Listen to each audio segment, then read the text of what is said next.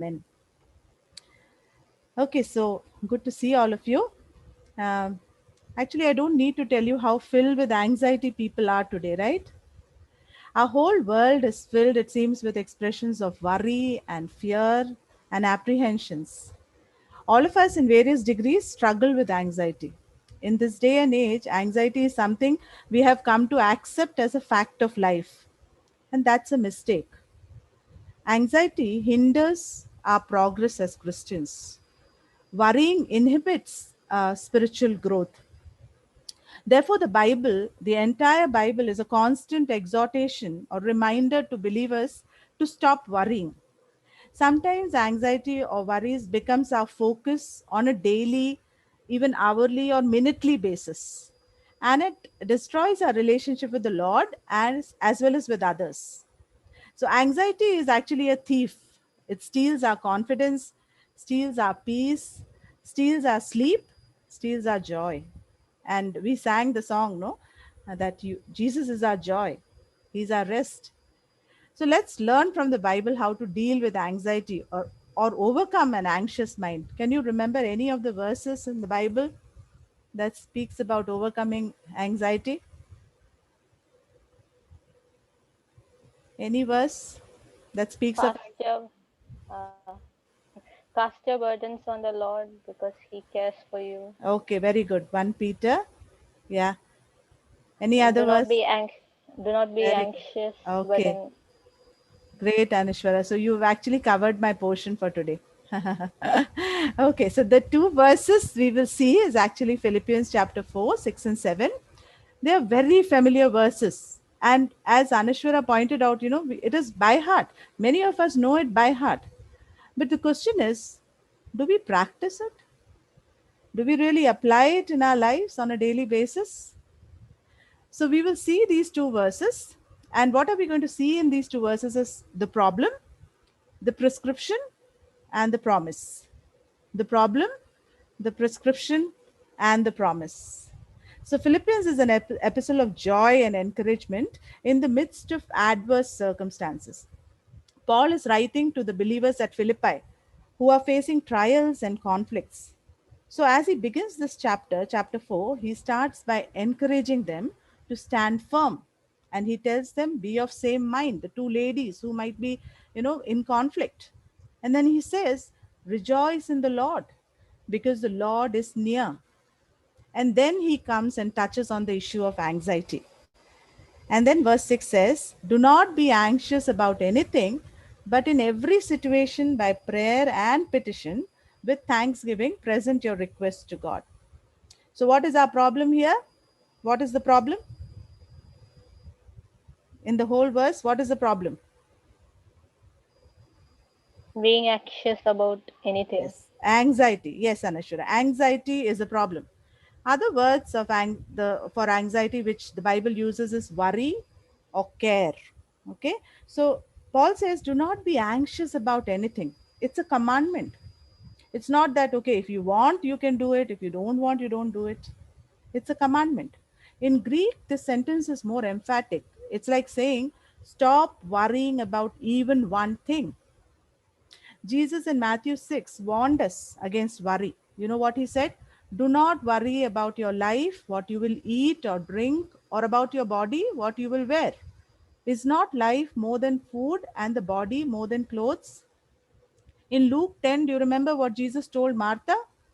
He told Martha, Martha, you're worried and upset about many things, but only one thing is needed. We are called not to be anxious because anxiety tears or divides our mind. And James says, double minded man is unstable. So when we are anxious, what are we doing is we demonstrate a lack of confidence in the sovereignty of God, that God can care. So here we must be very careful to make a distinction between being anxious and being concerned. Now, Paul is not telling us to be indifferent or passive as a Christian. We should concern ourselves with many things, like looking after those who are sick, providing for those we love, feeding the poor, sharing the gospel with unbelievers. There are many things the Christian should be concerned about. The difficulty is we often allow our concern to escalate to harmful anxiety. How do we know? How do we know when we have crossed the line from concern to anxiety? So here's a simple checklist for all of us. When you are concerned, are you driven to read God's word for direction? Or is reading the Bible the farthest thought from your mind? When you are concerned, are you driven to pray? Or do you find yourself too tired to pray and sit at the feet of God? Now, some of you may look at your circumstances at present and feel you have good reason to be anxious. You might be anxious over your loved one's health, your marriage, your future plans, or struggles in relationships. And you might be thinking, how can Paul say, do not be anxious for anything? You see, I may not be qualified to tell you, do not be anxious. None of us may be, but Apostle Paul certainly is. Remember, first of all, that he is writing this letter from where? Where is he writing this letter from? Where is he when he is writing this letter to the Philippians? Prison? In prison. In the prison. He is writing it from jail. And it is the imprisoned Paul, the Paul who was beaten, flogged, stoned, and would be soon executed as a prisoner, who says to you and me, be anxious for nothing. Paul is a great example of one who learned to turn to God rather than get anxious. Let's also look at Matthew 6. Let's open our Bibles to Matthew 6, where Jesus gives at least 3 reasons why we should not worry. So someone can read Matthew 6:27. That's the first reason. Matthew 6:27. And which of you, by being anxious, can add a single hour to his span of life? Yeah, so by asking this question, Jesus wants us to understand that worrying doesn't do us any good, not even a little bit. Therefore, the first reason why we should not worry or be anxious is because it doesn't profit us. Okay? So the second verse, the second reason, Matthew 6:30.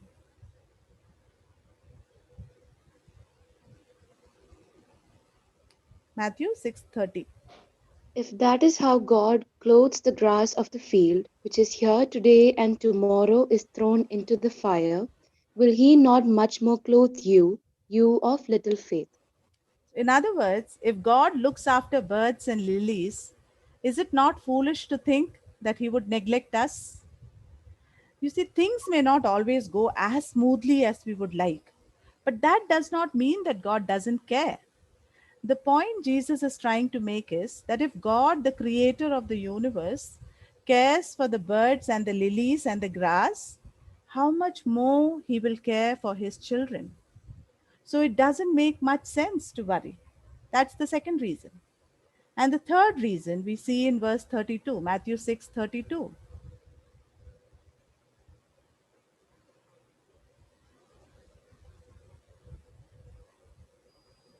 Matthew 6:32.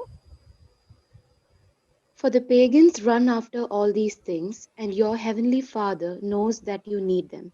Yeah. So you see, when we worry about these things, we are doubting God's care.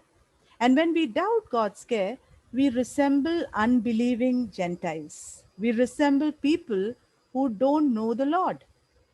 There are many things that should make Christians stand out from non Christians, but clearly, our anxiety level should be one of them. Christians should be far less anxious than non Christians because we believe in a loving and living God who governs our life, who controls our life. So, hopefully, we are all convinced by now of the need to overcome our anxiety. But how? How do we overcome this great barrier or problem to spiritual growth? Paul gives the prescription.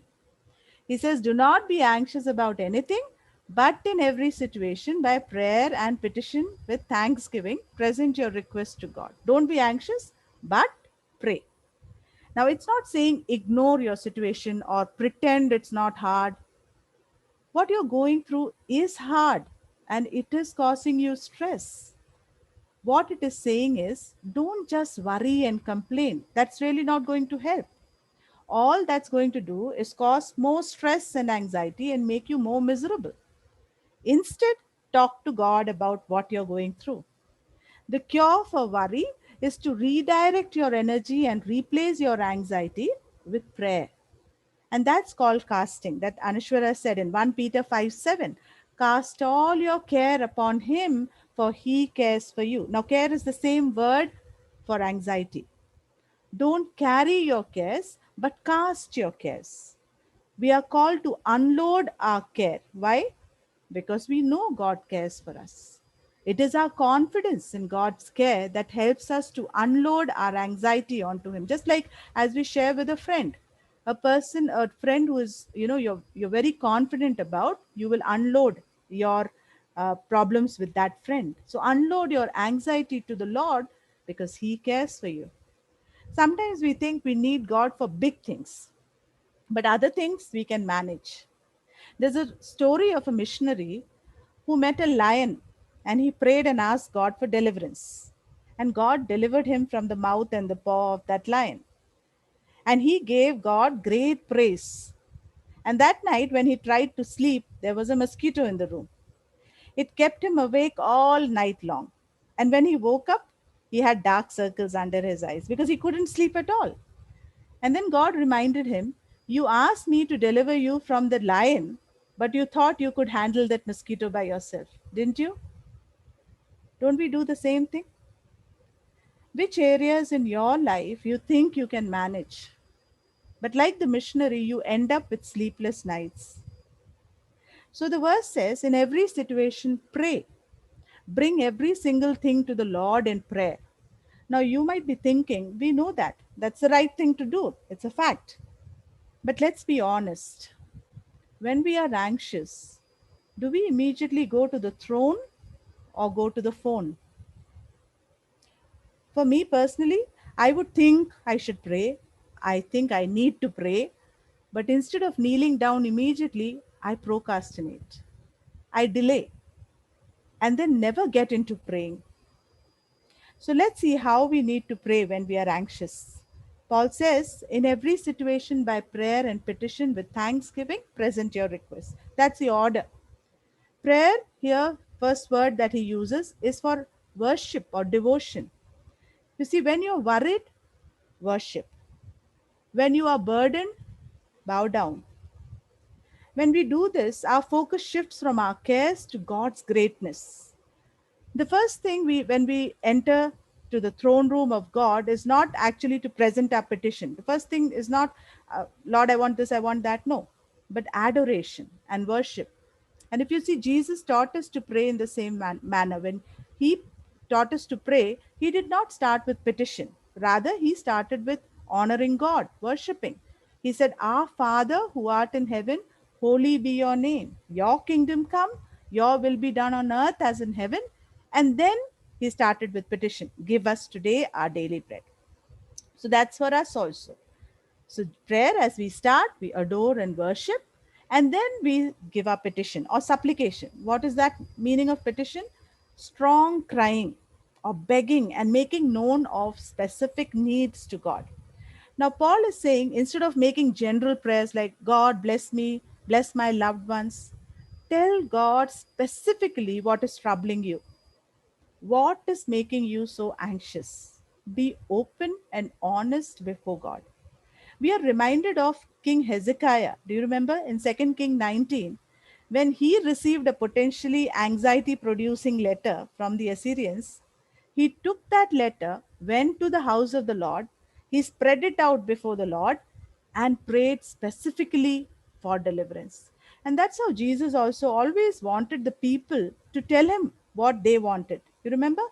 He would see the person is blind, he would see the person is invalid, but he would always ask them, what do you want me to do?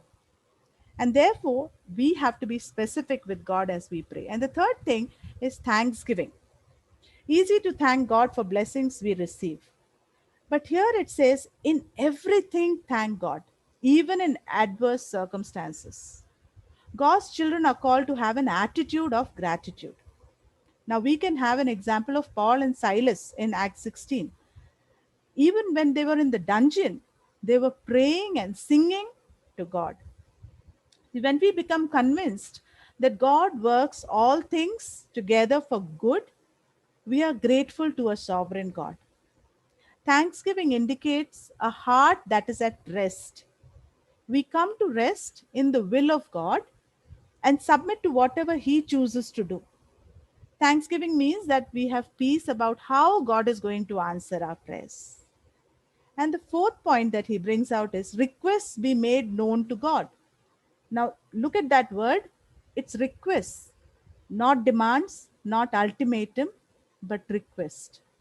Many prayers that we hear nowadays are like commanding God to answer. Now, we might expect Paul to say, present your request to God and God will fulfill your requests. Does it say that like that? Does it say, does Paul say, present your request to God and God will fulfill your requests? What does it say? What does it say? When we present our request to God, what will happen? The peace that Yes, surpasses all understanding will yes, rule your mind. yes. So when we present our request to God, there is a great promise. So we saw the problem, we saw the prescription, and then we see the greatest promise that the peace of God, which transcends all understanding, will guard your hearts and your minds in Christ Jesus. God does not always give us what we ask for. But God does promise, however, to give a supernatural peace to those who share their heart with Him. Ephesians 2:14 says, Jesus Himself is our peace.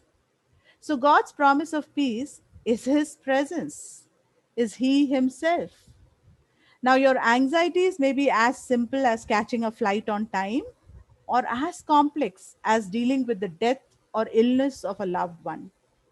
God's presence can see you through in both cases. His presence can provide peace in the most terrible times. Now, this is not the peace with God, but the peace of God.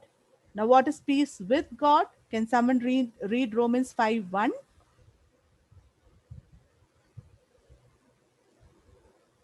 Romans 5:1. Therefore, since we have been justified through faith, we have peace with God through our Lord Jesus Christ. Yeah, so the mention here is of peace with God. When we give our hearts to Christ in salvation, we experience peace with God. We are reconciled to God through Christ, and this peace is in vertical direction. But the peace of God takes us a step further into His blessings. This does not mean the absence of trials on the outside, but it does mean a quiet confidence within, regardless of the circumstances outside, people outside, or things outside. This is peace in our inner being. And what will peace of God do? What does this peace of God do? It guards our hearts and minds. Did you notice? There's no promise that God will solve our anxiety problem by guarding us from difficult circumstances, because the circumstances are not really the problem. The problem lies in our hearts and minds, the two areas that create anxiety. Therefore, the peace of God stands guard over it. It protects our hearts from wrong feelings and our minds from wrong thinking. In John 14, Jesus tells his disciples, peace I leave with you, my peace I give you. I do not give to you as the world gives. Can you think about the difference about the peace that Jesus gives and the peace that the world gives? What can be the difference? Why Jesus said, it's not something that the world gives. The peace that I'm leaving with you is my peace. What's the difference? Anyone can say something that comes to your mind?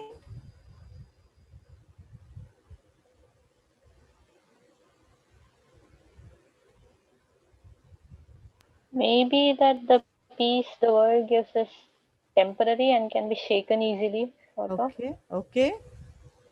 Any other thing that comes to your mind? Peace from the world is very circumstantial. Okay. Yes, exactly. People of this world assume that the circumstances are what causes the anxiety in us. They think that the cause of anxiety is the circumstance. So, what do they try? They try to relieve anxiety by somehow controlling the circumstance or making oneself numb to the circumstances. And that's why you see all those addictions. In the world's solution, the heart and mind of a man remains unchanged. But the peace that Jesus gives focuses on the heart and mind of a person and not on the circumstances. Can you read John 14:27?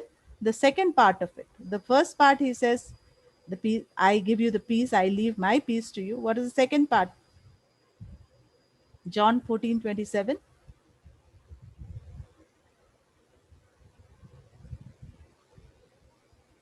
Do not let your hearts be troubled and do not be afraid.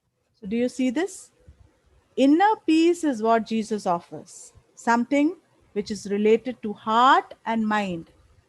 So that leads to the second point. The problem of anxiety originates from our heart and mind in response to the circumstances. So it's from within us, but the solution is from outside. The peace I need, I cannot create by myself. It is the peace of God, and God gives me as a gift. Therefore, it's called as a fruit of the Spirit. Peace is one of the fruit of the Spirit. And when does this comes to me? When do I receive this? When do I receive this peace? In this passage, in these two verses? When do we get this?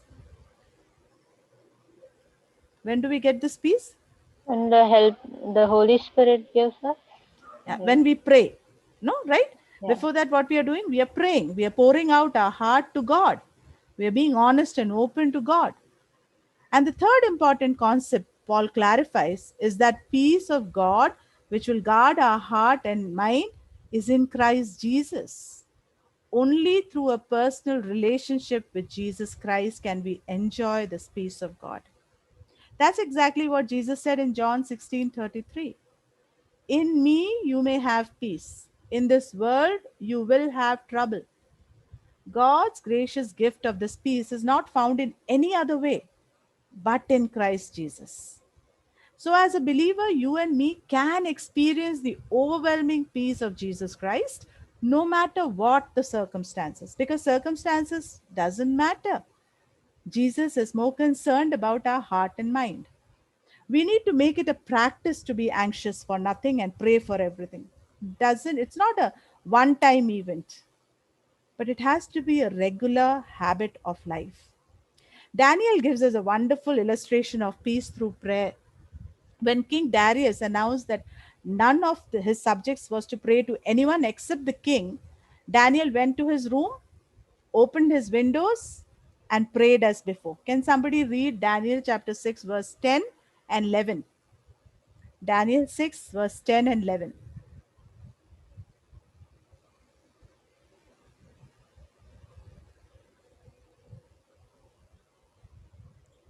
When Daniel knew that the document had been signed, he went to his house, where he had windows in his upper chamber open toward Jerusalem.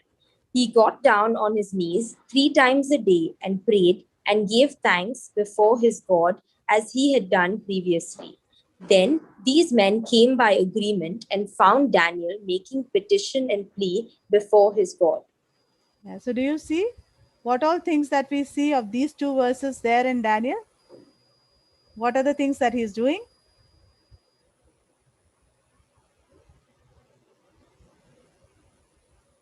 You didn't hear? What are the things he is doing?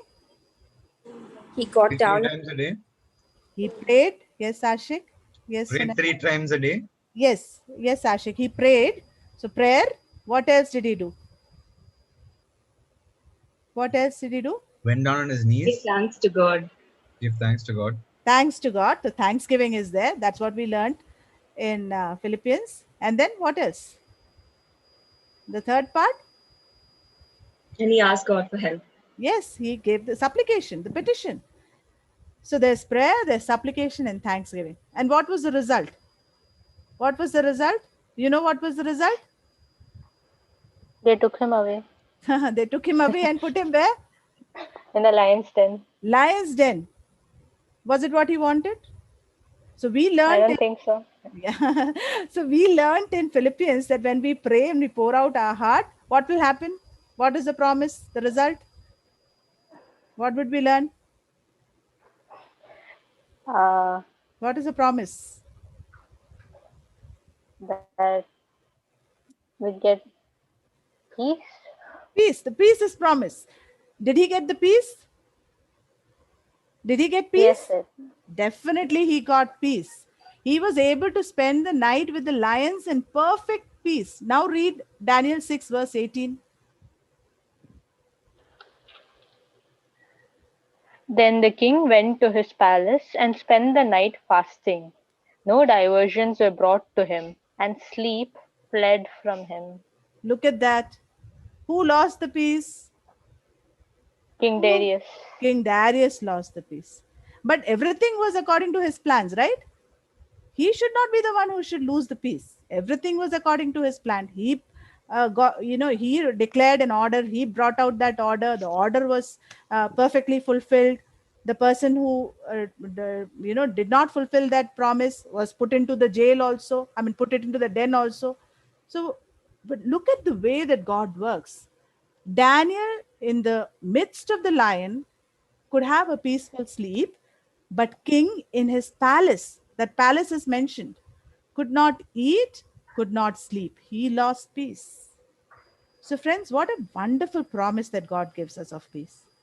And if you're like me and tend to get anxious, let me encourage you to cast your cares before God. God may not make our circumstances better, but He sure will make you and me better. And what is the meaning of better? More Christ like, more dependent on Him, and make us follow Him more. So I think this helps. What is the next thing that I need to do? Should I put the questions? I framed some questions, and you want to go for a discussion sort of a thing? Yes, Andy. Yes. Just go ahead, Kevin. Yeah, I was saying you can just put the questions if you can on the chat. Yeah, I'll put it on the chat, Kevin. Just Yeah. see whether it has come. Uh, 1 minute, 1 minute. yeah. Yes, it's gone. Okay. So I think now we can break out into rooms. So the idea is that we would break out into rooms. It's already set. Have a discussion for about 20 minutes, 20 odd minutes, and come back for a final conclusion. Is that cool? Everybody?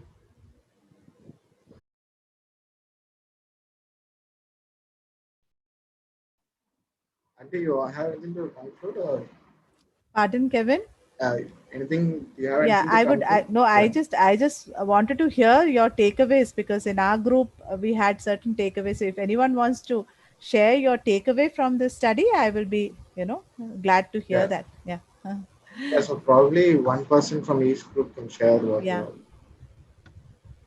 I don't know what the groups are. So whoever is in group, if you are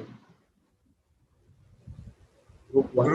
Group two. We are group one. We're done. Oh, you want Okay, you another? can share that. Okay. Yeah. I mean, takeaway from our, like, probably all of us, what we thought together and what we shared together was that to not concentrate on the problem and to concentrate on the peace and the promise that God has given us in His Word, and to at that point to change our focus from the worrying of the problem or what the problem is, or than to find the solution, to go to God and to rest in Him and pray at that point of time as well. So I think that was our key takeaway, and to practically do that and not just pray it or not just say it, but to practically implement it and do that. So yeah.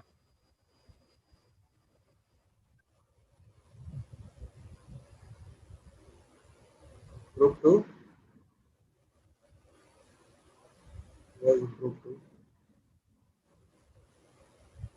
Your group today. Oh. Asha, Mega, you want to share anyone?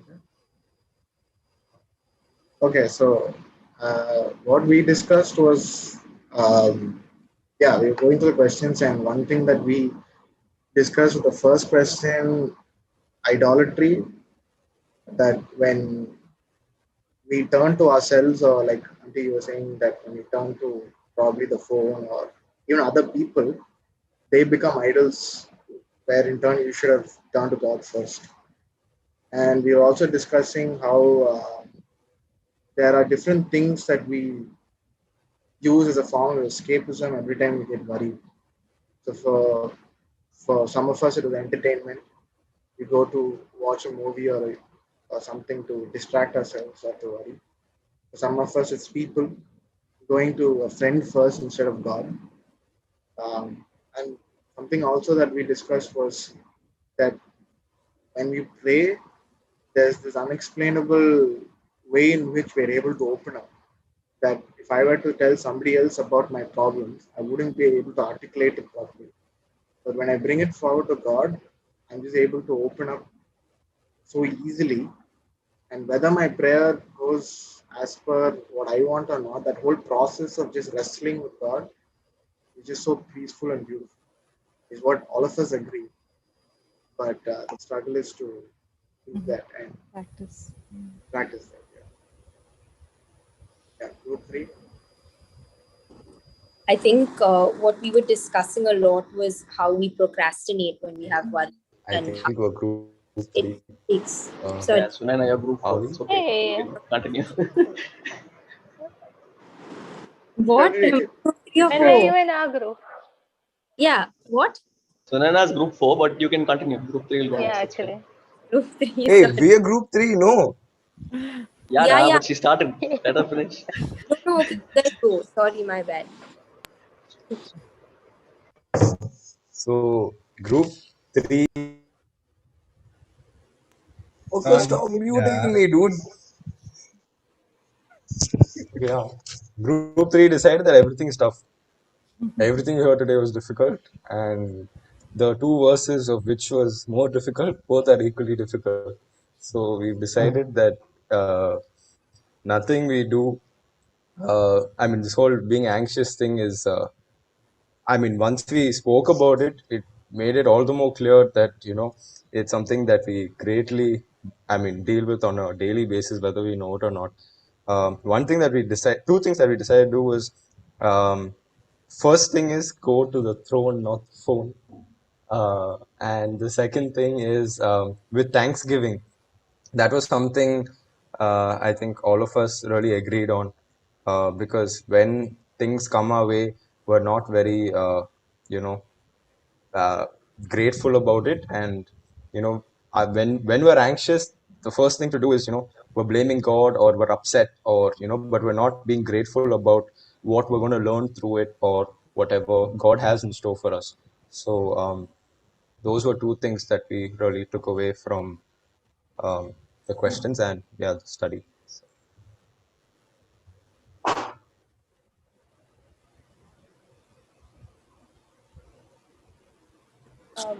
I'm My turn. done. Go for. I think for us it was to not procrastinate and to be able to pray immediately and not say I'll pray about it later, or even just when we're praying, to be honest with God, to not just fluff about a bunch of stuff but to be really specific, because that's what God has called us to do. And also be thankful, to remember that regardless of how problematic things may seem, God is still sovereign over everything, and He's such a great God. He's such a almighty God. He knows everything and He's sovereign over all of it. And to just remind ourselves of that is something that we were really discussing. Thank you. And in our group, two things that we said was, depending on God and, trusting in Him to give us a solution to our problems rather than turning to anything of the world. And also to, just like everyone else said, to go to Him in prayer first before turning to anything else. So, yeah. Yeah. Thank you for sharing that. Do you want me to pray and close, Kevin? Shall I pray and Yeah. close? Yeah. Father, we are so thankful, Lord, for this time that you've given us, Lord. Thank you for helping us know the problem, to get the prescription, and also to get the great promise that you have given us, Lord, of your peace, that you are with us, Lord Jesus. You are our peace. But Lord, as all of us discussed, it's good to remember all these things in our head, Lord. But when the time comes for us to pray, we are not able to do that, Lord. It sounds so simple, but it is so difficult to practically apply. So I pray, Lord, that you will enable us, Lord, because we know the problem is within us as we respond to the anxiety and the worry. But Lord, the solution is from you. You are our peace, Lord. The peace of God is what we want, Lord, at this time. And I pray for each one of us who are here today that your peace will just guard our heart and mind, Lord. And it is something that surpasses our human understanding, because that's not natural, it's supernatural. So, Lord, we seek that, and we pray that whatever we have learned today, Lord, we will apply, that we will still not procrastinate or delay. So I pray, Father, that you will enable, you will strengthen, you will bless. And Lord, I pray that this will be in our minds and hearts, Lord, that the devil will not just plug this off from our mind, that we will be able to write it down somewhere. We'll be able to remind this to ourselves again and again, because, Lord, the worries come on a seconds basis, Lord, on every minute, every hour, every day. So, Lord, I pray that we will also continue to remind ourselves of your promise, of your prescription. So, thank you for this time for that you gave each one of us, and thank you for teaching us also. In Jesus' precious name, I pray. Amen. Thank you, dears.